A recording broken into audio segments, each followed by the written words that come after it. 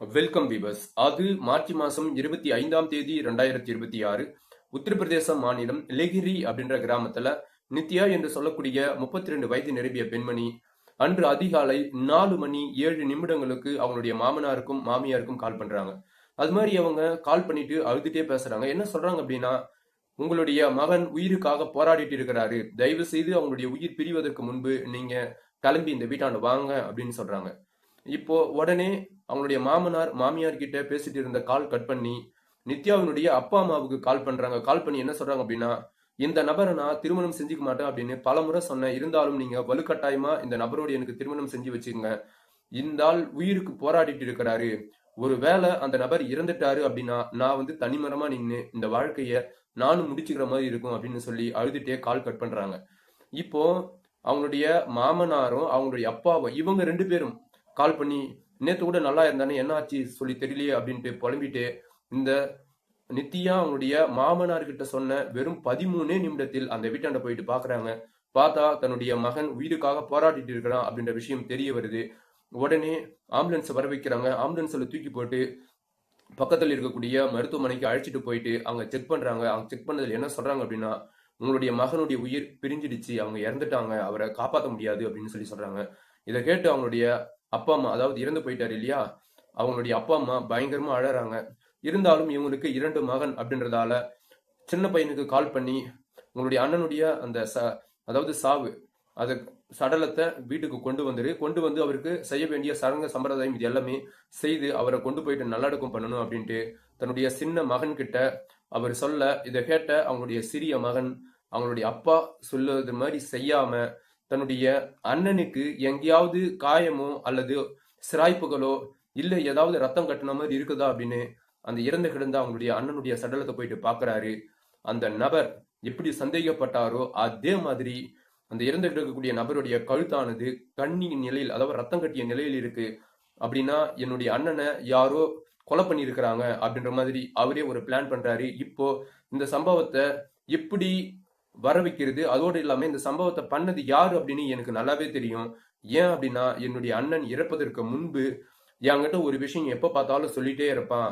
இது மாதிரிலாம் இருக்க என்னுடைய அண்ணனுடைய இறப்பில் எனக்கு சந்தேகம் இருக்குது அப்படின்னு அவங்களுடைய அப்பா கிட்ட போயிட்டு சொல்றாங்க. அவங்களுடைய அப்பாவும் இந்த நபர் இவங்க 2 பேரும் என்ன பண்றாங்க அப்படின்னா, பக்கத்தில் இருக்கக்கூடிய போலீஸ் ஸ்டேஷன்ல போயிட்டு அந்த இறந்த நபர் கொலை பண்ணியிருக்கிறதுக்கு நிறைய வாய்ப்பு இருக்குது, ஆகையால எனக்கு இதுக்குண்டான சரியான, அதாவது இயற்கையா இறந்துட்டாரா அல்லது யாராவது கொலை பண்ணியிருக்கிறாங்க அப்படின்ற மாதிரி ஒரு சரியான விசாரணை நடத்தி இதுல இருந்து அவங்களுக்கு ஒரு முடிவு சொல்லணும் அப்படின்னு, அதோடு மட்டும் இல்லாம இறந்த நபரை யாரும் கொலை பண்ணியிருக்கிறாங்க அப்படின்ற இன்னொரு சந்தேகத்தின் அடிப்படையில் இன்னொரு கேஸும் தராங்க. இதெல்லாம் வைத்து போலீஸ் என்ன பண்றாங்க அப்படின்னா, அந்த நபரை திரும்ப இறந்து போன அந்த நபர் சொன்ன இல்லையா, சோ அவருடைய பெயர் பார்த்தோம் அப்படின்னா அரவிந்த், அவருக்கு 35 வயசு ஆகுது.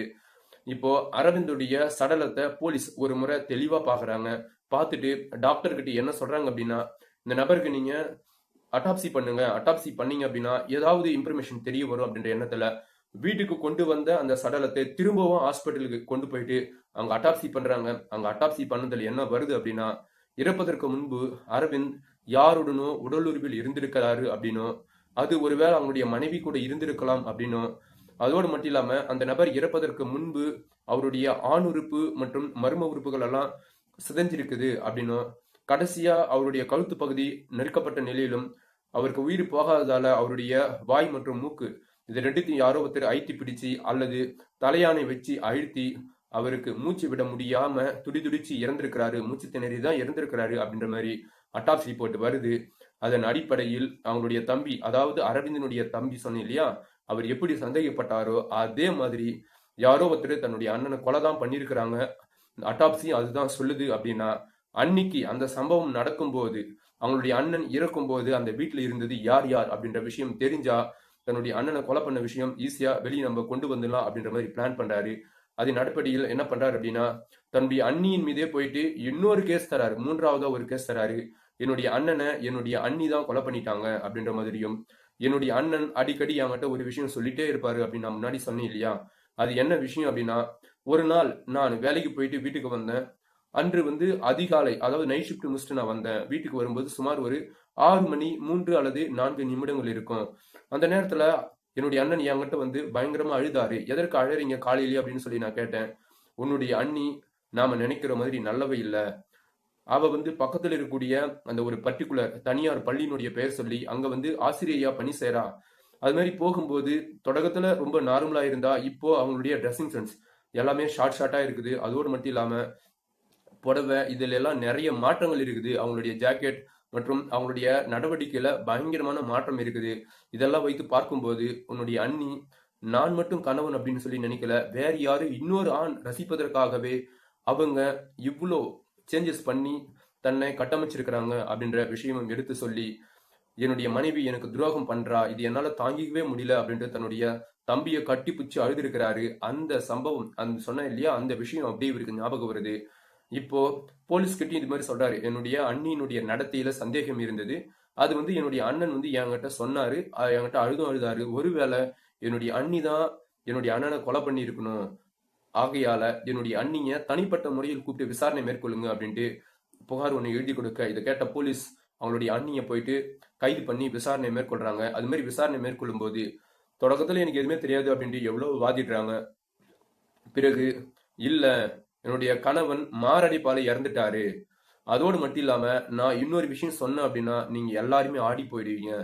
என்னுடைய கணவன் இறப்பதற்கு முன்பு உடலுறவில் இருந்தாரு அப்படின்னு சொல்லி ரிப்போர்ட் வந்தது இல்லையா, அந்த அவர் உடலுறவில் இருந்த பெண்மணி நான் மற்றும் என்னுடைய தங்கை அப்படின்னு ஒரு வார்த்தை சொல்றாங்க. இதை கேட்டதுமே போலீஸ் என்ன புதுசா இன்னொரு ஸ்டோரி சொல்றாங்க இவங்க அப்படின்ட்டு, சரி என்ன நடந்தது தெளிவா சொல்லுங்க அப்படின்னு சொல்லி சொல்றாங்க. அது மாதிரி சொல்லும்போது அதாவது நித்யா சொல்றாங்க. அவங்க என்ன சொல்றாங்க அப்படின்னா, இந்த டேட் அதாவது மார்ச் மாசம் 25ஆம் தேதி இரவு 2 மணிக்கு மேல என்னுடைய தங்கை என்னுடைய வீட்டுல வந்திருந்தா. அது மாதிரி வந்திருந்த நிலையில என்கிட்ட வந்து நீயும் உன்னுடைய தங்கையும் உடம்புல ஒட்டு துணி கூட இல்லாம என் கூட வந்து பெட்ல படுங்க, உங்க 2 பேரோடும் நான் ஒரே நேரத்துல உடலுறவில் இருக்கணும், அது மாதிரி இருந்தா என்னுடைய ஆசை தீந்து போயிடும் அப்படின்னு என்னுடைய கணவன் என்கிட்ட சொன்னாரு. இதனால என்னுடைய தங்கைய நான் எவ்வளோ கன்வின்ஸ் பண்ணேன். ஆனா அவ ஒத்துக்கவே இல்லை.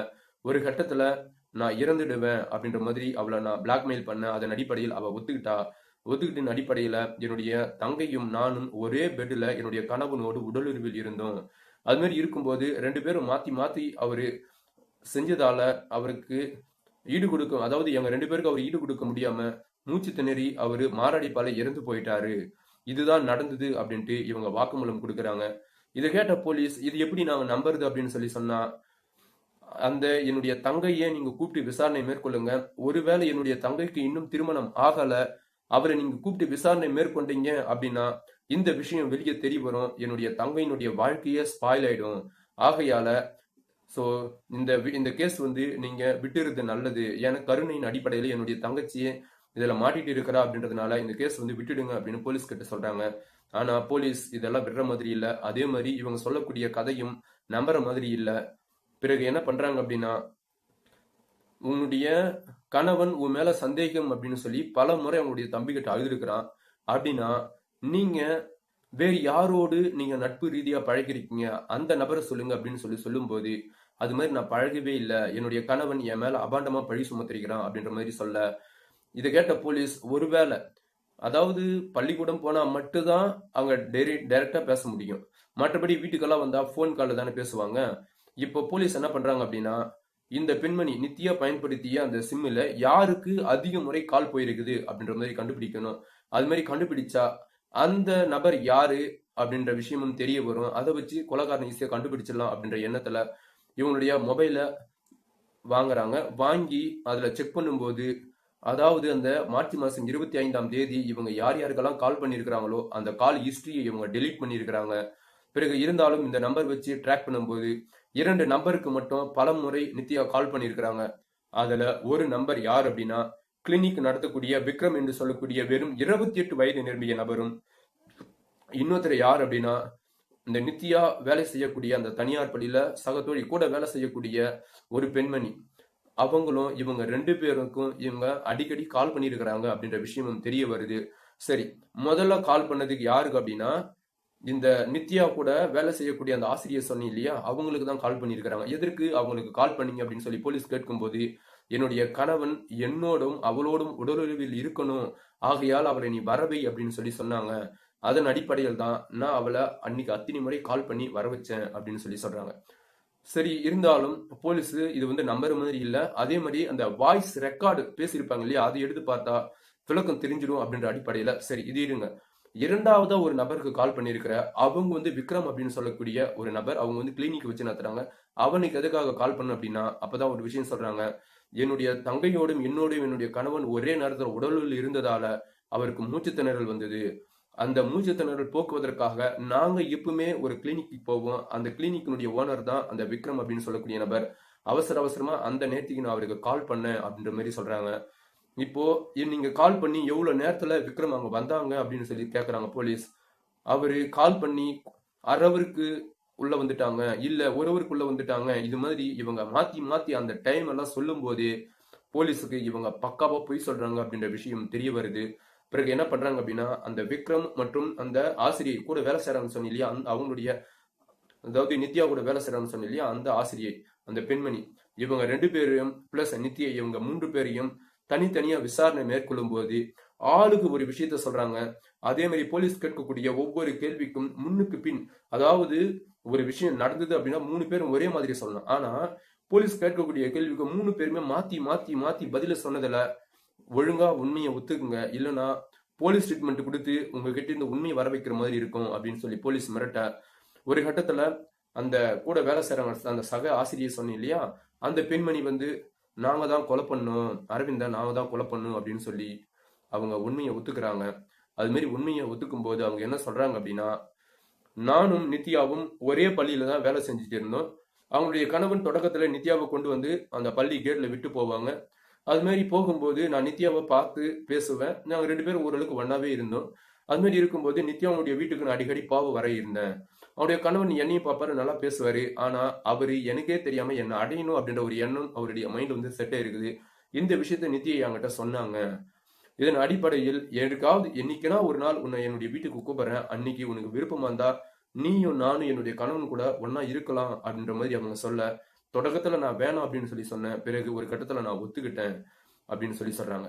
இப்போ இந்த டீச்சர் சொல்றதெல்லாம் உண்மையா அப்படின்னு சொல்லி போலீஸுக்கு ஒரு கன்ஃபர்மேஷன் வேணும் இல்லையா? அதற்காக நித்யாவை கூப்பிட்டு அவங்க கிட்ட கேட்கும்போது நித்யாவும் அதே தான் சொல்றாங்க. ஆமா, 2 பேரும் தான் நாங்க உடலுறவில் இருக்கணும் அப்படின்னு சொல்லி நித்யாவும் அதே விஷயம். அப்ப 2 பேரும் ஒரே மாதிரி சொல்றாங்க. ஆனா இன்னொரு நபர் விக்ரம் சொல்லி இருக்கிறான் இல்லையா? அவங்க கிட்ட கேட்கும்போது இல்ல, அவங்க 2 பேரும் என் கூட உடலுறவில் இருக்கணும் அப்படின்னு சொல்லி தான் என்ன அழைச்சாங்க அங்க. அந்த சம்பவம் நடக்கும்போது அரவிந்த் அந்த இடத்திலே இல்ல. அவர் வருவதற்கு முன்பே நானும் இந்த நித்யாவும் அவங்களுடைய சக கூட வேலை செய்யக்கூடிய ஆசிரியர் நாங்க 3 பேரும் தான் உடலுறவில் இருந்தோம் அப்படின்னு சொல்லி அவன் வேற மாதிரி ஸ்டோரி சொல்றான்.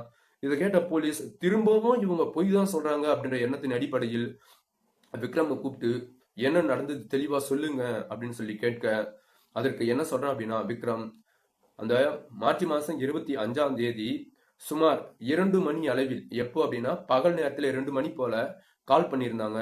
யார் அப்படின்னா இறந்து போன அரவிந்தனுடைய மனைவியான நித்யா எனக்கு கால் பண்ணி, இன்று இரவு நீ என்னுடைய வீட்டுக்கு வா, அதே மாதிரி என்னுடைய கணவன் சரக்கு அடிச்சுட்டு அவன் ஒரு ஓரம் ஏதாவது ஒரு ரூம்ல தூக்கி போட்டு சரக்கு கொடுத்து அவனை ஒரு ஓரம் ஒரு ரூம்ல போட்டு அவனை கதவு சாத்திட்டு நீயும் நானும் அதே மாதிரி அவன் கூட வேலை செய்யக்கூடிய அந்த ஆசிரியர் 3 பேரும் நம்ம ஒன்னா இருக்கலாம் அப்படின்னு எனக்கு கால் பண்ணாங்க. நான் என்ன சொன்னேன் அப்படின்னா, இல்ல இல்ல உன்னுடைய கணவன் வந்து திடீர்னு மூச்சுட்டான் அப்படின்னா நம்ம 3 பேரும் மாட்டிப்போம். ஆகையால நான் வரமாட்டேன் அப்படின்னு சொல்லி மறுத்தேன். அதோடு மட்டும் இல்லாம இந்த விக்ரம் என்று சொல்லக்கூடிய நபரோடு நித்யா பல முறை உடலுறவில் இருந்திருக்கிறாங்க. அவனுடைய ட்ரெஸ்ஸிங் சென்ஸ் எல்லாமே மாறிச்சுன்னு சொன்னேன் இல்லையா? அது மாறுவதற்கு முழுக்க முழுக்க காரணம் யார் அப்படின்னா இந்த விக்ரம் என்று சொல்லக்கூடிய அந்த நபர் தான். இந்த விஷயம்தான் வந்து இறந்து போன அரவிந்துக்கு போயிருக்குது. அதுக்குதான் வந்து தன்னுடைய தம்பி கிட்ட போயிட்டு அவர் சொல்லிட்டு அழுதுருக்கிறாரு. அதே மாதிரி விக்ரம் இன்னொரு விஷயம் யோசிக்கிறாங்க. தான் கூட இருக்கலாம், நீங்க எப்படி 2 பேருமே அரவிந்த் கூட நாங்க உடலுறவு வச்சோம் அப்படின்னு சொல்லி கொஞ்சம் கூட நாக்கு கூசாம போய் சொல்றீங்களே, அப்ப என்ன வந்து நீங்க முட்டாள்னு நினைக்கிறீங்களா அப்படின்ட்டு அவங்களுக்குள்ளே ஒரு வாக்குவாதம் வரும்போதுதான் விக்ரம், இல்ல சுத்தமா தவறு, நானும் இவங்க 2 பேரும் சேர்ந்துதான் உடலுறவு வச்சோம். அது மாதிரி உடலுறவு வைக்கும் போது என்னுடைய பிறப்புறுப்பில் இருந்து வெளியேறின விந்த எடுத்து இறந்து போன அரவிந்தனுடைய பிறப்புறுப்பாண்ட நாங்க ஊத்திட்டோம். அது மாதிரி பூசணதுலதான், அதாவது அட்டாப்சி ரிப்போர்ட் என்ன வருது அப்படின்னா இறப்பதற்கு முன்பு அரவிந்த் யாரோடு உடலுறவில் வச்சிருக்கிறான் அப்படின்ற மாதிரி அட்டாப்சி ரிப்போர்ட்டும் காட்டுது. அது வந்து நாங்க பண்ண செட்டிங்ஸ் தான் அப்படின்னு சொல்லி சொல்றாங்க. இதை கேட்டு அப்படியே நம்மளுக்கு எப்படி கன்ஃபியூஸ் ஆகுது, அதே மாதிரிதான் போலீஸுக்கு பயங்கரமா கன்ஃபியூஸ் ஆயிருக்குது. இப்போ விக்ரமே ஒத்துக்கிறான். அன்னைக்கு நைட் என்ன நடந்தது அப்படின்னா, அரவிந்த் வீட்டுக்கு வந்தாரு. வீட்டுக்கு வந்து கொஞ்ச நேரம் சாப்பிட்டாரு. சாப்பிட்டு முடிச்ச பிறகு நானும் அந்த சக ஆசிரியை நாங்க 2 பேரும் ஏற்கனவே அந்த வீட்டுல இருக்கிறோம் அப்படின்ற விஷயம் தெரியவே தெரியாது. நாங்க 2 பேரும் அந்த வீட்டினுடைய வேற இன்னொரு அறையில தங்கியிருந்து இவங்க 2 பேரும் உள்ள வச்சு இவங்க பூட்டிட்டாங்க. இவர் வீட்டுக்கு வந்தது லேட்டா வந்ததால அந்த அறையில யார் இருக்கிறாங்க என்ன அப்படின்னு சொல்லி எதுவுமே போயிட்டு பார்க்கவே இல்லை. நேரம் வந்தாரு, சாப்பிட்டாரு. அவரு போயிட்டு வேற இன்னொரு அறையில போயிட்டு தூங்க போயிட்டாரு. தூங்க போயிட்டு பிறகு நாங்க உடலூரில் இருந்தோம். இவங்களை எழுப்பக்கூடிய அந்த சத்தத்தை கேட்டு அரவிந்த் அந்த இடத்துக்கு வந்துட்டாரு. தன்னுடைய மனைவி உடம்புல விட்டு துணி கூட இல்லாம வேறொரு நபரோட உடலுறவில் இருக்கிறத பார்த்து அரவிந்துக்கு பயங்கரமா கோபம் ஆயிடுச்சு. ஆகையால அரவிந்த் என் அடிக்கணும் அப்படின்னு சொல்லி கை ஓங்கி வந்த நிலையில அவங்களுடைய மனைவி நித்யா அரவிந்துடைய பிறப்பிறப்பு மேலே எட்டி வச்சாங்க. அதுல துடி துடிச்சு கீழ் விழுந்த அரவிந்த் பிறகு அவருடைய கழுத்தை நெரிச்சாங்க. நித்யாவே கூட வந்து அழுத்துறா சாப்பிட்டேன் அப்படின்னு சொல்லி என்னை எல்லாமே கம்பல் பண்ணாங்க. நானும் போயிட்டு கழுத்து அறுத்துனானா அவர் இறக்கவே இல்லை. பிறகு தலையானை எடுத்து அவருடைய முகத்தின் மேலே போட்டு அழுத்துனதுல மூச்சு திணறி அங்கேயே அவர் இறந்தும் போயிட்டாரு. இறந்துட்ட பிறகுதான் என்னுடைய பிறப்புறுப்பில் இருந்து வந்த விந்து எடுத்து அவருடைய பிறப்பிறப்பின் மேல நாங்க பூசி விட்டோம் அப்படின்னு சொல்லி சொல்றாங்க. இதுல அரவிந்த் எந்த தவறுமே செய்யல. அவங்களுடைய மனைவி சொல்ற மாதிரி அவர் 2 பெண்மணியும் கூட உடலுறவும் வைக்கல. அது எல்லாமே பண்ணது நான் தான். நாங்க 3 பேரும் சேர்ந்துதான் அரவிந்த கொலை பண்ணோம் அப்படின்னு சோ வாக்குமூலம் கொடுக்கறான் விக்ரம். இதை கேட்ட போலீஸ், அடி பாவி நீ எல்லாம் அந்த நபரை அவங்களுடைய அப்பா கிட்ட தொடக்கத்துல ஞாபகம் இருக்குதா, இவன் நான் கல்யாணம் பண்ணிக்க மாட்டேன்னு சொன்னனே, நீங்க என்ன கம்பல் பண்ணி கல்யாணம் பண்ணி வச்சுங்களே அப்படின்னு சொல்லி சொன்னாங்கன்னு சொன்னேன் இல்லையா. அப்போ அவங்களுடைய கணவன் யோகியம் தான். அவர் இறந்துட்டாரு அரவிந்த். அந்த ஆளு நல்ல ஆளு தான். இந்த பெண்மணி தான் திருடி. சரிங்களா, இவங்க தான் ஏதோ கொஞ்சம் படிச்சிருப்பாங்க போல, அந்த ஆசிரியை இருந்ததுனால இவங்க தான் தவறான வழியில போயிட்டு தொட்டு தாலி கட்டிய கணவனே கொலை பண்ணியிருக்கிறாங்க. அதே மாதிரி இவங்களுக்கு, அதாவது அரவிந்துக்கும் நித்யாவுக்கும் ஒரு 5 வருஷத்துக்கு முன்னாடியே தான் திருமணம் நடந்திருக்குது. திருமணம் ஆனதிலிருந்து குழந்தை எதுவுமே இல்லவே இல்லை இவங்களுக்கு. ஸோ இதுதான் வந்து நித்யா கொஞ்சம் அட்வான்டேஜே எடுத்துக்கிறாங்க, வீட்டில் யாருமே இல்லை நம்மளை தட்டி கேட்க அப்படின்ற மாதிரி. அதன் அடிப்படையில் அந்த விக்ரம் பழகமாக அரவிந்த் ஒரு கட்டத்தில் கொலையும் பண்றாங்க. ஸோ இப்போ இந்த குடும்பம் வந்து நடுத்தெருவுக்கு வந்து நின்ன மாதிரி ஆயிடுச்சு. ஆனால் இதுக்குண்டான கேஸ் இன்னும் போயிட்டு தான் இருக்குது. இவங்களுக்கு இன்னும் தண்டனை கொடுக்கல. சரிங்களா, ஓகே நண்பர்களே. ஸோ இது மாதிரி யாரும் இருக்காதீங்க அப்படின்னு சொல்லி இவ்வளோ நேரம் இந்த வீடியோ பார்த்த அனைவருக்கும் நன்றி, வணக்கம்.